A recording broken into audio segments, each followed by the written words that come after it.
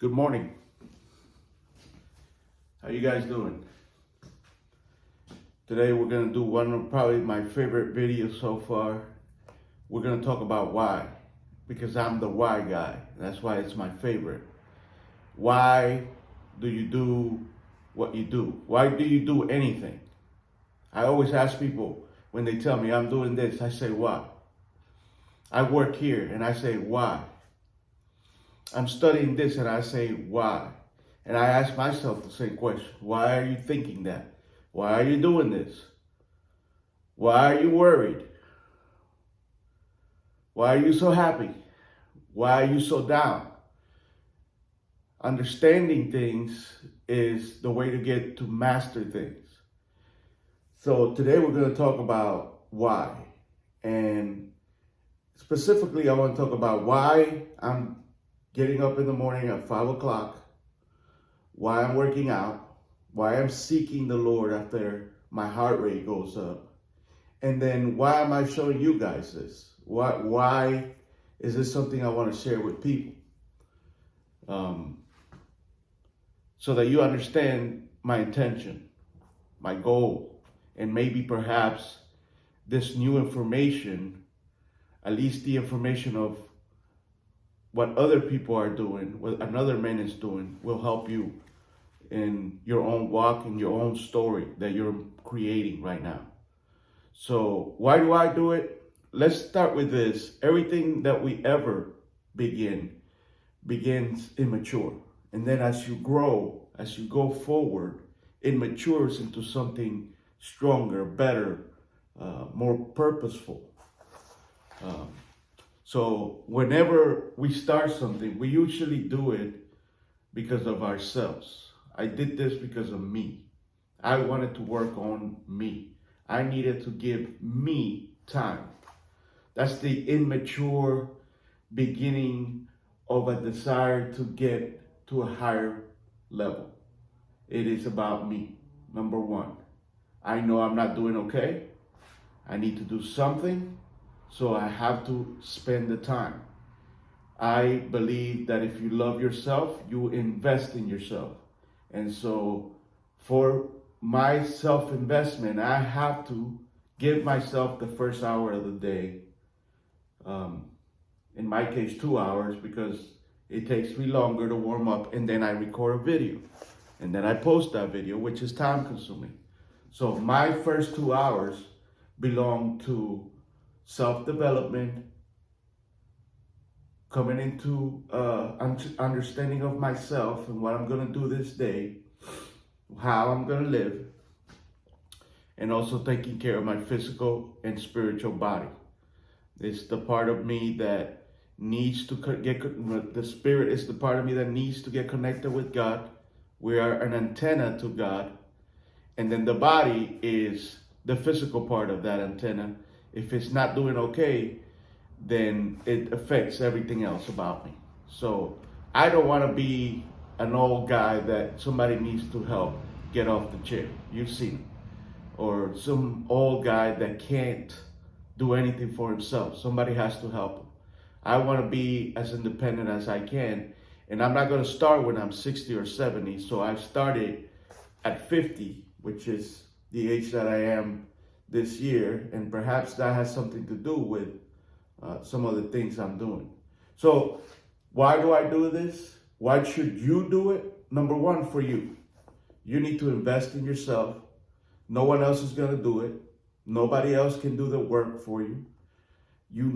I need this. I need this. It helps me get rid of so many negative emotions like doubt and my self-talk that says, oh, you couldn't get up. You couldn't stick to your word. I need to do this to prove to myself that I'm a man of my word so I can respect and love myself better. That's the part that I didn't understand before, and now I do. And if you are a person that says, well, I need to change my mindset or my belief, you need new information. With the information you have now, your beliefs are going to be limited to the content of those ideas. You need new ideas, new information. Now, you got to be careful. A lot of crazy things out there, and not everything they say is true. So you got to be You got to have discernment about what you're learning. If what you're hearing does not go with the truth, and you know what it is, if it doesn't sound right, then that person, that channel, whatever, needs to go. You need to just cut it out. Because if that person is not where you want to be, then why are you listening to them? All right. We talked about this in previous videos. I don't listen to people who are not living by what they preach. I can't. It's just impossible for me because my brain says they're not the experts. They're not really congruent with their mouth. Their mouth says something, but their life show another thing. I just don't have time for that. I want to hear and see the same things in my teachers, in my mentors, whoever that is. But then as I developed this habit of waking up and working out, I realized that the why has turned into for God. I'm doing this why? So I can be with Him, so I can hear Him, so I don't have any distractions, so I don't have any rush, so I don't have any sense of what I have to do later. What I'm doing right now has to be done before everything else, because later on I won't give it my full attention. So I'm doing this for my Father, so that He can talk to me, which is what He wants, and tell me what He needs me to do, what He intends for my life to be about. And that, my friend, is not something you do with a sleepy head, confused mind. You have to be clear-headed, go before Him as a clear, strong antenna, and be like, here I am, what is your will? What is thy will, my master? That's not your attitude about prayer. You're not going to hear much. You're going to hear probably your own voice saying, you're not serious. You're not serious. When you hear regret, I'm repeating now, but when you hear the voice of regret in your mind, that's the voice of God telling you that's not the way I want you to go. And if you go and repeat that behavior, then it just reinforces in your mind that you don't care. You just don't listen. And that's negative self-talk. You can listen. You can stop and say, okay, I'm going to listen to my conscience, which was placed there by God. No human built my conscience, is put it in my mind. That came with the hardware. Okay? And so if you're in a pattern of fall, get up, other people call it sin, confess, it's because you're not really serious about listening to your conscience and what it's telling you. And why do we look for joy in the place that we lose it? Why do we look for pleasure in the place where we lose the pleasure of being connected to God? And it's powerful, the change that you can bring in your life when you finally pinpoint the things where you fall and you say, that's it. I feel regret, then that means that is the guideline that thing has to get out of my life, definitely and permanently.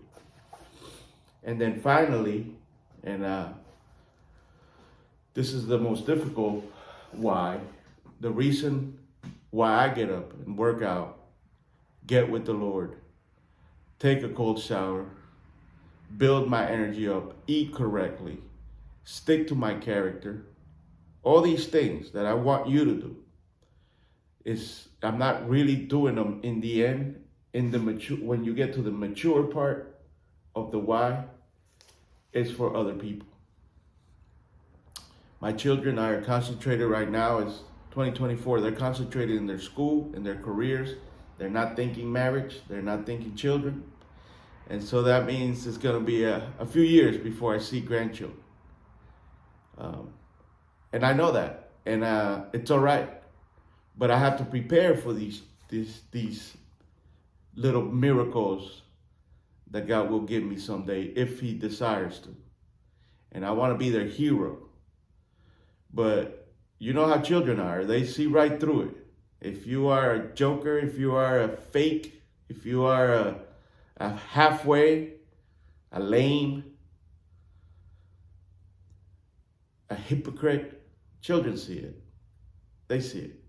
They see you saying things, but not really living it. That's not who I want to be to my grandchildren. That's my future generations. You get it? I don't want some other man to be their hero. I want to be their hero.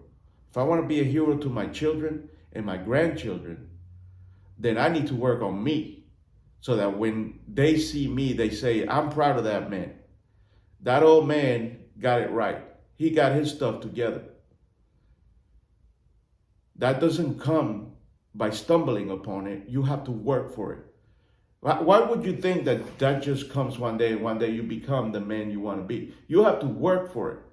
You have to get up and work for it. You have to earn it. Why would you think it's free when you look around this world and there's very few people that you look up to?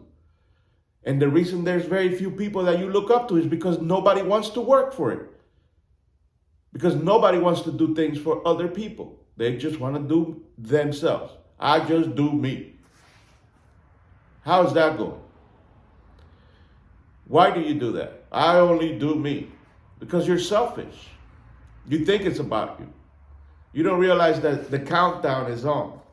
And you have to leave a legacy to your children. The Bible says that a righteous man leaves a legacy not just to his children, but to his grandchildren. What's your legacy?